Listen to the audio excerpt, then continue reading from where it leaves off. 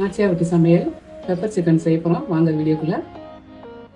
200 சின்ன வெங்காயம், 50 கிராம் பூண்டு, இடித்த பூண்டு, 1.5 டீஸ்பூன் மிளகு, 1/2 டீஸ்பூன் சீரகம், 1/2 கிலோ சிக்கன். இவ்வளோ தான்.